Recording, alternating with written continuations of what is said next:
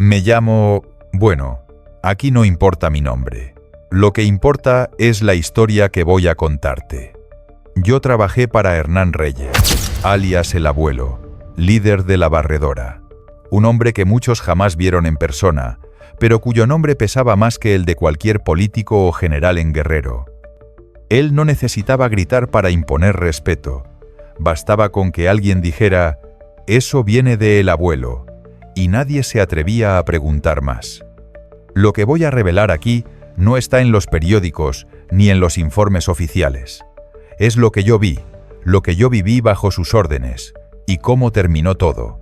Antes de seguir, quiero que comentes aquí abajo. ¿Crees que los verdaderos jefes del narco son los que aparecen en las noticias o los que nadie conoce? El Abuelo no era un hombre cualquiera. No lo verías en corridos, ni rodeado de mujeres y botellas en un antro, porque su poder no necesitaba reflectores. Su fuerza estaba en el silencio, en esa capacidad de moverse como una sombra que nadie veía, pero que todos sentían. Mientras otros presumían camionetas blindadas y relojes de oro, él prefería moverse en vehículos comunes, siempre con choferes diferentes, siempre cambiando de ruta. Esa discreción era lo que lo hacía más temido. Yo estuve presente cuando llegaban los maletines de dólares. No eran simples pagos, eran inversiones. Dinero que terminaba en campañas políticas, en uniformes para la policía, en cenas privadas donde se pactaban favores. Lo vi con mis propios ojos, candidatos dándole la mano con sonrisa falsa, pero con los ojos llenos de miedo y obediencia. Afuera hablaban de democracia, pero adentro pactaban con un fantasma llamado el Abuelo. Los policías municipales eran un caso aparte. No solo lo respetaban, lo reverenciaban. Había comandantes que se cuadraban como si estuvieran frente a un general.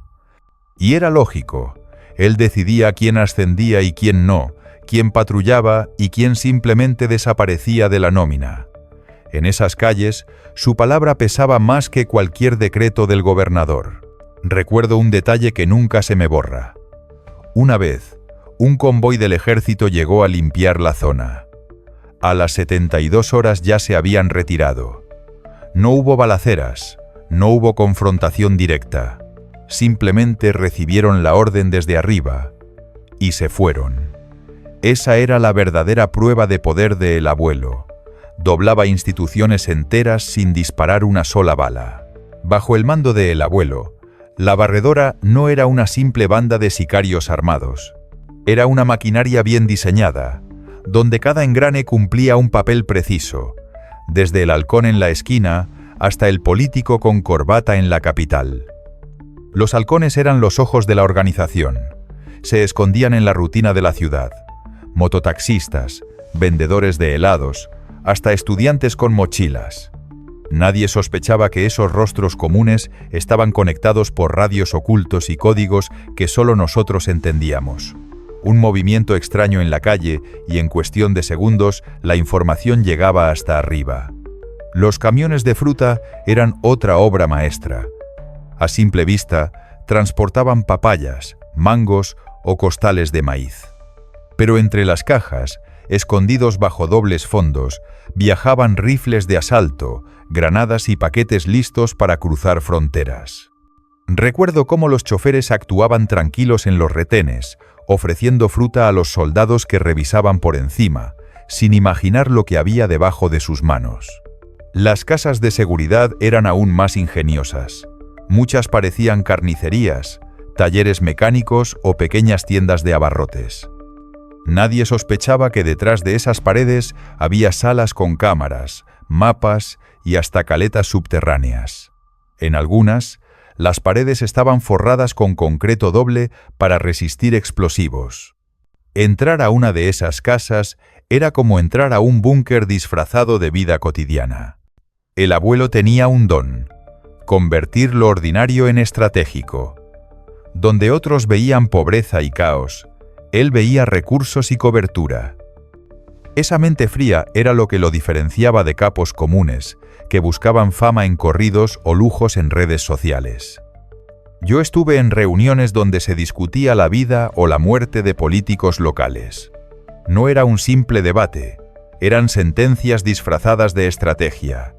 Recuerdo claramente un caso en el que dos candidatos competían por la presidencia municipal. El abuelo no se preguntaba quién era más fuerte o más popular, se preguntaba quién era más útil. El elegido recibía dinero, protección y votos manipulados. El otro desaparecía. Así de simple. Para el abuelo, la política nunca fue democracia ni justicia.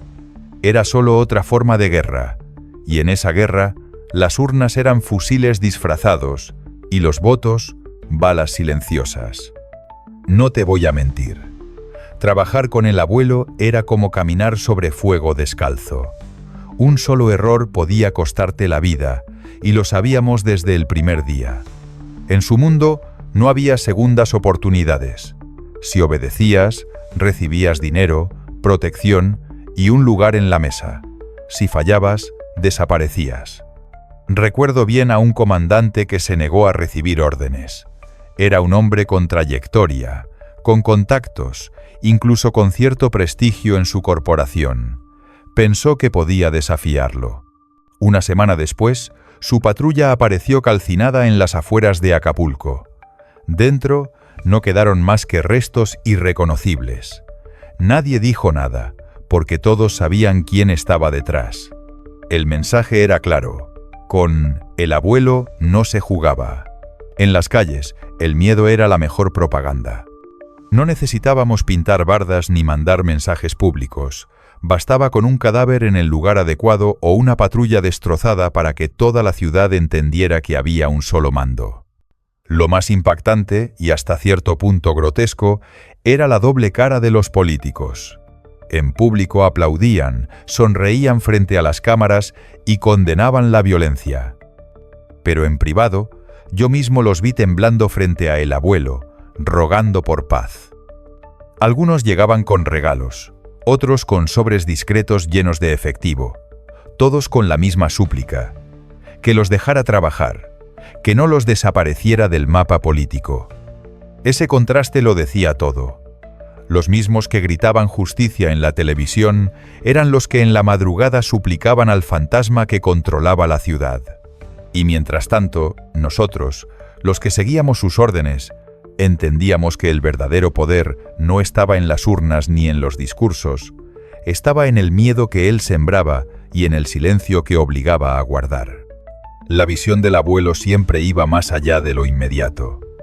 No pensaba en la siguiente semana, ni en el próximo cargamento. Planeaba como si estuviera moviendo piezas de ajedrez en un tablero que solo él conocía. Hubo una operación que aún me persigue en las noches. Un convoy de 12 camionetas atravesando la sierra, cargadas hasta el techo con metanfetamina. Yo iba en una de las primeras, con el corazón latiendo como tambor, consciente de que cualquier error podía significar una masacre. Todo estaba calculado. Las brechas que tomamos no aparecían en mapas oficiales, eran caminos abiertos con maquinaria que trabajaba solo de noche. Adelante, nosotros abríamos paso, limpiando retenes improvisados, sobornando con sobres gruesos a quienes intentaban detenernos. Los acuerdos ya estaban pactados. Desde el comandante de una base rural hasta el burócrata en la capital que daba la orden de no ver nada. Aquella noche, cada detalle parecía sacado de un guión. Los radios zumbaban con códigos, los halcones reportaban desde las colinas, y las luces de las camionetas se apagaban al mismo tiempo para pasar desapercibidas en zonas clave. Todo fluyó como si el destino mismo hubiera conspirado a favor del abuelo. Ese día entendí que él no jugaba a ser capo, jugaba a ser estratega. No se trataba solo de mover droga, se trataba de mover piezas humanas, voluntades y hasta economías enteras. Lo más increíble era cómo lograba que hasta quienes lo odiaban lo necesitaran. Recuerdo comunidades completas dependiendo de su sombra, negocios que solo sobrevivían porque él garantizaba rutas seguras, transportistas que podían trabajar porque pagaban su cuota, y hasta alcaldes que respiraban tranquilos cuando sabían que la sierra estaba bajo su control. Con el abuelo no solo se traficaba droga, se traficaba estabilidad disfrazada de poder. Y esa estabilidad, aunque fuera construida sobre sangre y silencio, era lo que hacía que nadie se atreviera a cortarle las alas. Pero nadie es eterno. Ni siquiera alguien como el abuelo. Su poder empezó a resquebrajarse desde dentro, como un castillo que parecía indestructible, pero que se derrumba por las grietas invisibles. Los maletines de dólares dejaron de llegar con la misma frecuencia. Los políticos que antes se peleaban por darle la mano comenzaron a fingir que no lo conocían. Las llamadas de madrugada, que solían traer órdenes y estrategias, se convirtieron en silencios incómodos. Y las calles, esas que alguna vez lo nombraban con miedo, empezaron a llenarse de rumores de traición. Yo estuve allí, en la última reunión donde lo vimos al mando. Ya no era el mismo hombre que imponía respeto con una sola mirada. Sus ojos estaban cansados, como si cargara el peso de todos los muertos, de todos los pactos, de todas las noches en que se creyó intocable. Había perdido esa chispa de control absoluto. Parecía consciente de que incluso los monstruos terminan siendo devorados por sus propios hijos. Hoy, mientras recuerdo esas noches de miedo, me pregunto, ¿fue el abuelo un genio del crimen o solo otro peón usado por el sistema político? Porque detrás de cada bala que disparábamos, siempre había un escritorio con trajes y corbatas dando las órdenes. Y ahora te pregunto a ti, ¿piensas que los verdaderos capos son los que empuñan armas o los que se esconden detrás de los escritorios del poder? Suscríbete, deja tu like y comparte este video para que más personas conozcan lo que realmente se mueve en las sombras del crimen organizado en México.